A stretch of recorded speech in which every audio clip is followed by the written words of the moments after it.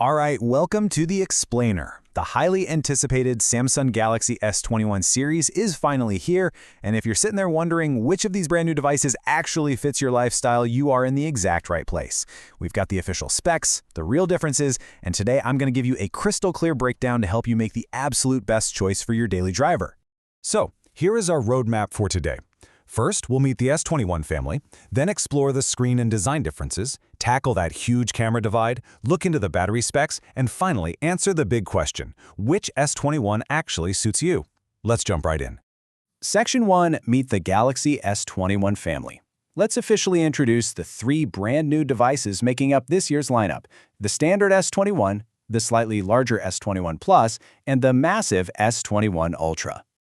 To give us a great bird's eye view, here is our baseline. We have the standard S21 at a very pocketable 6.2 inches, the Plus stepping up to 6.7 inches, and the Ultra maxing out at a whopping 6.8 inches.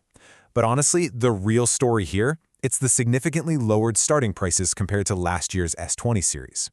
We are looking at a base price of just $800, or £769 for the standard model, $1,000 for the Plus, and $1,300 for the Ultra. Now, before we start splitting hairs, it's super important to understand what they all have in common. All three models feature a buttery smooth 120Hz maximum refresh rate, super tough Gorilla Glass Victus on the front, vibrant dynamic AMOLED displays, IP68 water and dust resistance, and Android 11 right out of the box. So, regardless of what you pay, you're getting a seriously premium core experience. Section 2, screens and design differences. Moving past those similarities, let's look at where this family really starts to diverge, starting with what you look at and physically hold every single day. Here is where a clear line gets drawn right through the lineup.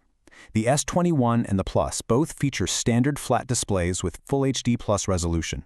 They have an adaptive refresh rate between 48 and 120 Hz, and they hit an impressive 1,300 nits of brightness. But man, the Ultra? It boasts a curved display, hits a blinding peak brightness of 1,500 nits for amazing outdoor viewing, and, remarkably, supports Quad HD Plus resolution while running a highly efficient adaptive 11 to 120 Hz refresh rate. It's actually the very first time Samsung has allowed that high resolution and high refresh rates simultaneously. Moving over to colors, the standout flagship color for the S21 and S21 Plus is this beautiful Phantom Violet, with its metal camera frame melting right into the edges. Or, as some fans are affectionately calling it, the Thanos edition, because, it's perfectly balanced. But when it comes to build materials, there's a really important shift you need to know about. The S21 Plus and the Ultra use a premium glass back, while the base S21 switches to a plastic back, what Samsung likes to call Glastic. Now, this might be a total deal breaker for some of you purists out there, but let's be real here. If you're part of the majority who instantly slaps a case on your phone day one, this is likely a complete non-issue for you.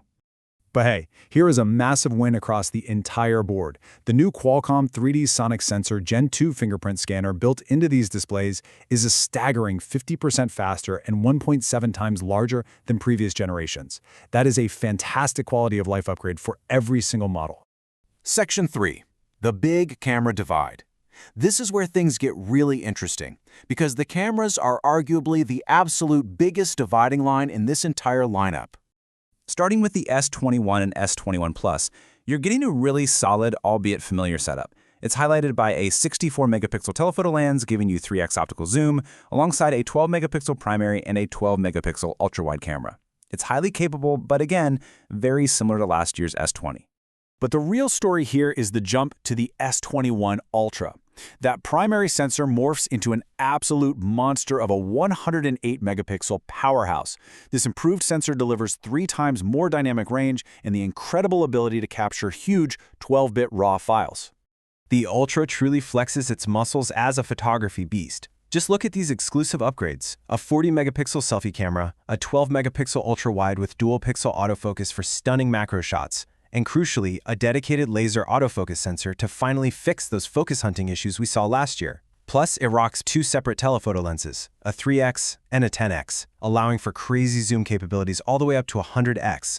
Section 4, battery specs and missing features.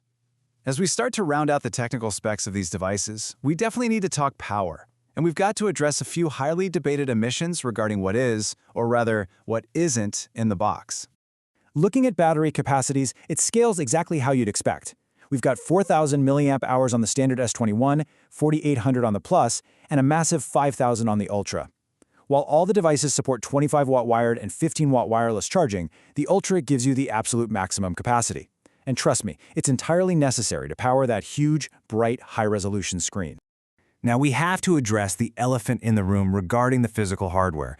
I know a lot of power users are watching this and asking this exact question right now. Where's the micro SD card slot? Well, rip to the micro SD card slot, we might need a brief moment of silence because expandable storage is officially gone from all three models. And controversial or not, just impartially reporting the facts here, there is no charging brick or earphones included in the box either. It's continuing a trend we've seen sweeping the entire mobile industry. The silver lining, though? If you need more space, upgrading from 128 gigabytes to 256 gigabytes is relatively inexpensive at just about a 50-pound upcharge.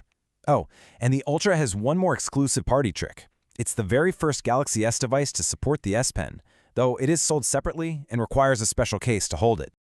Section 5. Which S21 suits you? All right, let's synthesize all this data and match these phones to your actual lifestyle to answer the main question of our explainer today. So here's the bottom line. Go with the standard S21 if you want the absolute best overall value. It is the perfect match for the everyday user who prefers a smaller, one-handed device, plans to use a case, again making that plastic back completely irrelevant, and doesn't need extreme camera zoom. At that fantastic $800 entry price, it's a phenomenal flagship experience. Now choose the S21 Plus if you hit the sweet spot of a heavy content consumer. You want more screen real estate, a larger battery to comfortably push through long days, the premium feel of a glass back, and you want that new ultra-wideband tech for futuristic features like digital car keys and easily finding smart tags. And finally, the S21 Ultra. Choose this if you are an unapologetic power user. This is for the ultimate tech enthusiast and creator who demands the absolute best camera tech available, wants that pristine Quad HD resolution running at a buttery 120 Hz, and desires the productivity of S Pen functionality. Basically, it's for those of you who simply refuse to make compromises. We've broken down the cameras, the displays, the battery lives, and the pricing. So the final piece of the puzzle is completely up to you. Ask yourself, which of these three powerhouses actually fits into your life?